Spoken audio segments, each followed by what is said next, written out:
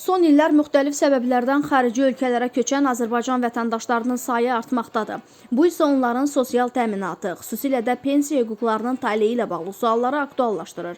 Başqa ölkədə yaşayan şəxsin Azərbaycandan aldığı pensiya dayandırıla bilərmi, yoxsa bu hüquq müəyyən şərtlər daxilində qorunur? Mövzu ilə bağlı konkretaza açıqlama verən hüquqşünas Ramil Süleymanov bildirib ki, əmək pensiyaları haqqında qanunun 43-cü maddəsinə əsasən Azərbaycan Respublikasından xarici dövlətin ərazisinə köçmüş, lakin Azərbaycan vətəndaşlığını saxlayan şəxslərin pensiya hüququ qorunur.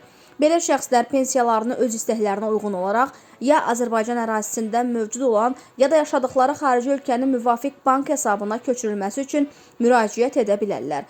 Əmək hüquqları üzrə ekspert Etibar Qarayev isə deyib ki, vəziyyət vətəndaşlıq dəyişdikdə fərqli olur. Əgər şəxs Azərbaycan Respublikası vətəndaşlığından çıxaraq başqa ölkənin vətəndaşlığını qəbul edərsə və həmin dövlətdə əmək fəaliyyəti ilə məşğul olarsa, bu halda onun Azərbaycandan aldığı təqaüd dayandırılır.